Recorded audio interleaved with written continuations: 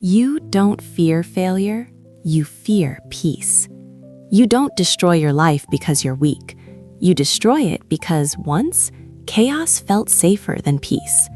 You say you want stability, love, success, but the second it gets close, you pull the plug. You ghost, you disappear, you panic, and then you call it bad luck or say it wasn't meant to be. But deep down, you know, you're the one pushing it away. This isn't laziness, it's fear disguised as logic. Fear of the unfamiliar, fear of peace that feels too quiet, too soft, too foreign, because pain taught you how to survive, and now peace feels like a trap. You're not broken, you're protecting yourself. For the thing I feared has overtaken me, and what I dreaded has happened to me. Job 3:25. What if your self-sabotage isn't a flaw, but a defense?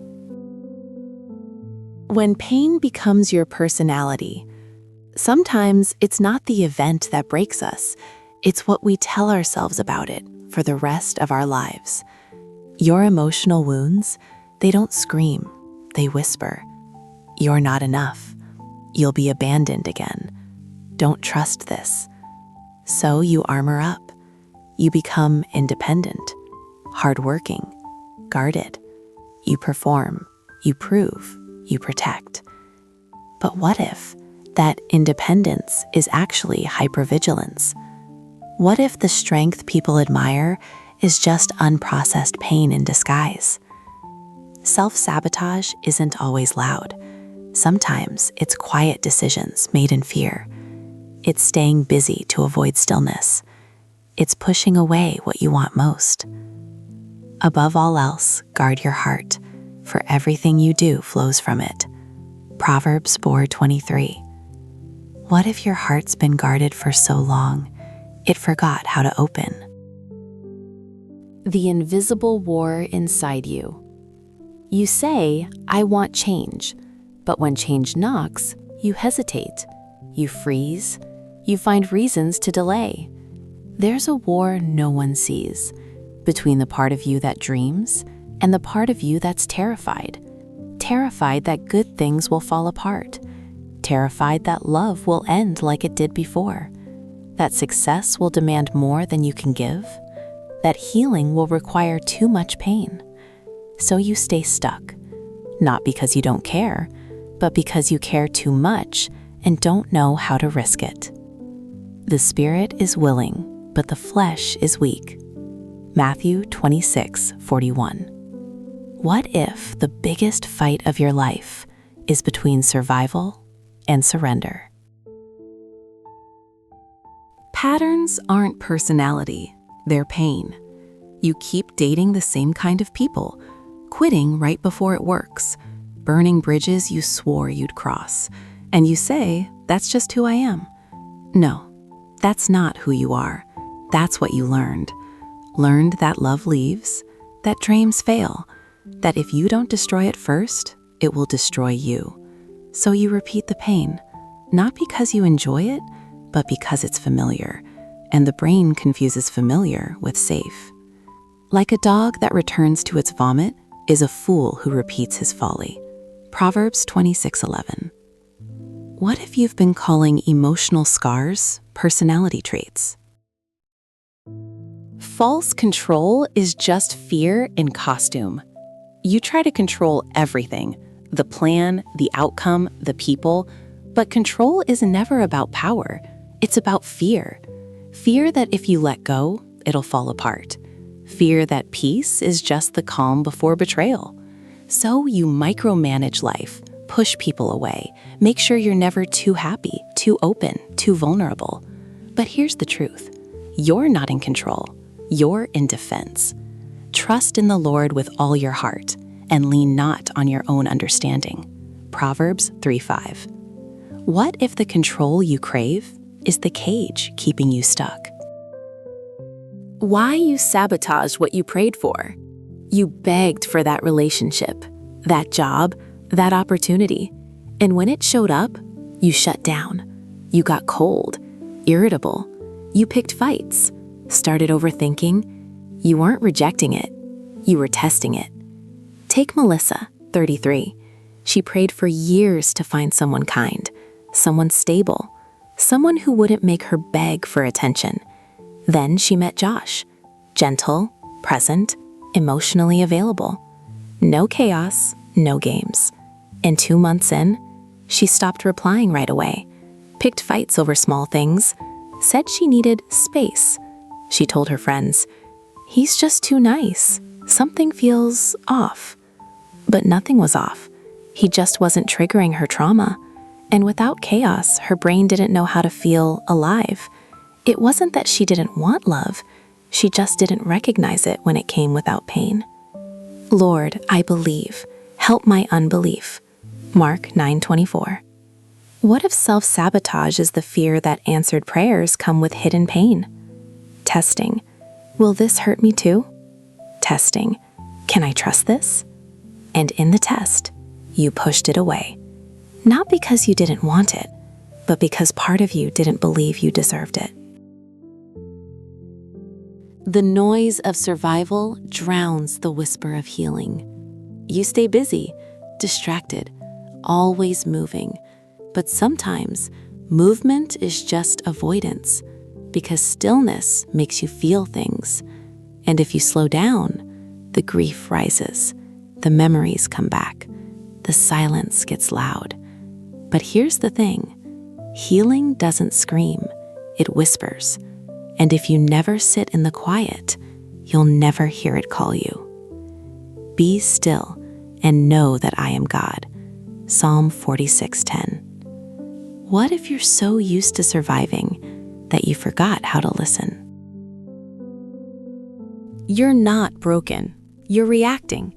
You think, something's wrong with me, because you panic at peace, shut down when loved, procrastinate what matters. But that's not brokenness, that's response. It's your body remembering a time when safety wasn't safe, when love meant pain. You're not sabotaging life, you're protecting yourself from threats that no longer exist. Perfect love casts out fear. 1 John 4:18. What if your heart is just waiting to feel safe enough to live? Peace isn't boring, it's unfamiliar. You say chaos is your comfort zone. You crave excitement, intensity, drama. But maybe that's not your nature. Maybe it's your nervous system, conditioned to expect disaster, to prepare for betrayal. So when something calm enters your life, you mistake it for emptiness. You self-sabotage to feel alive again. But that's not life. That's survival mode.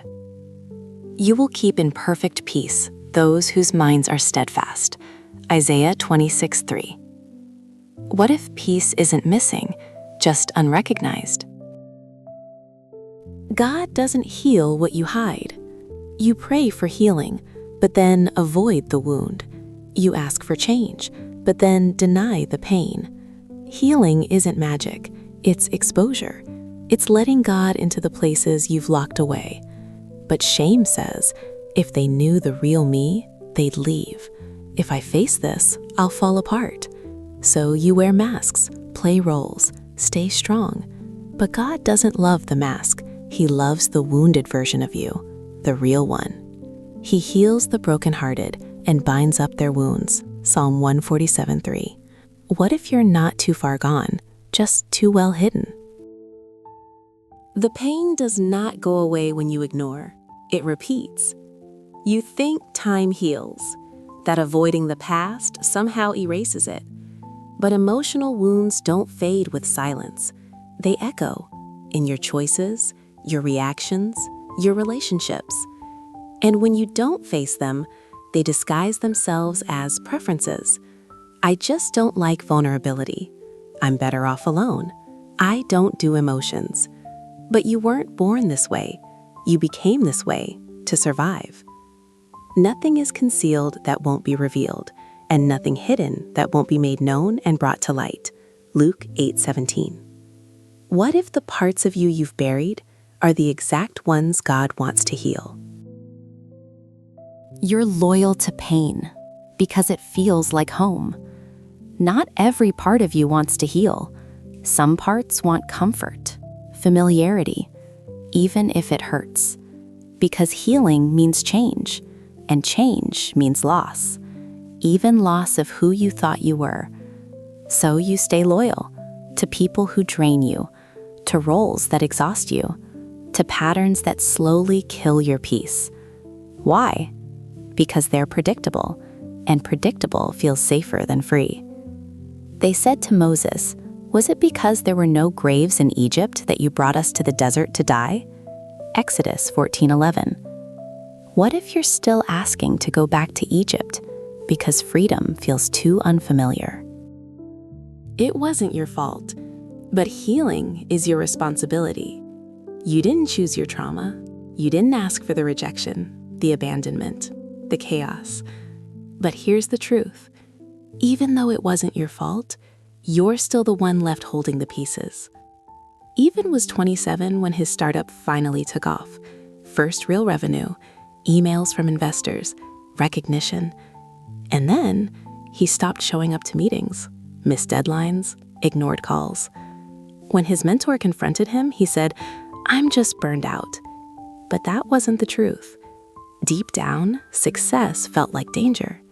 He remembered his dad losing everything when things were finally going well. And his body believed success is the setup before the fall. So Ethan burned it down first to avoid the disappointment he'd already decided was coming. "Come to me, all who are weary and burdened, and I will give you rest." Matthew 11:28. What if the weight you're carrying isn't yours anymore? No one's coming to rescue the inner child. No one else knows the wars you fight in silence, but God does. And He's not asking you to fix it overnight. He's inviting you to see it, to name it, to stop pretending it doesn't hurt. Because healing doesn't start with doing. It starts with honesty. What if the most powerful thing you could do right now is admit where it still hurts? Clarity doesn't come from fixing. It comes from facing.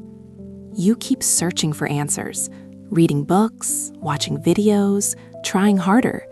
But clarity won't come from doing more. It comes from sitting with your truth, from not running this time. The pattern doesn't end when it makes sense. It ends when you feel what you've been avoiding. The grief, the fear, the deep belief that you're not worthy of peace. But you are. Not because you've earned it, but because you were always loved, even when you were lost. While he was still a long way off, his father saw him and was filled with compassion. Luke 15:20. What if clarity isn't about knowing what to do, but finally letting yourself be found? Your self-sabotage was never weakness. It was protection. You weren't trying to ruin your life. You were trying to survive. Self-sabotage isn't your identity. It's a story your nervous system wrote when it had to choose between safety and truth. But now, you're older, you're conscious, you're ready to stop repeating, to start remembering, to rewrite the story from protection to presence. No, healing isn't linear. No, you won't get it perfect. But every time you pause, breathe, and choose differently, that's a miracle. And that is how freedom begins. Therefore, if the sun sets you free, you really will be free. John 8:36. What if today isn't about fixing yourself, but finally seeing yourself with compassion? You were never too broken. You were never too far gone. You were just trying to protect a heart that was never taught to feel safe. But now you see, now you know, and what's seen can be healed. Stay curious, stay kind to yourself, and when you're ready, continue this journey. If this spoke to something you've never had words for, if you saw yourself in the silence between these lines, share this with someone who needs to feel seen too.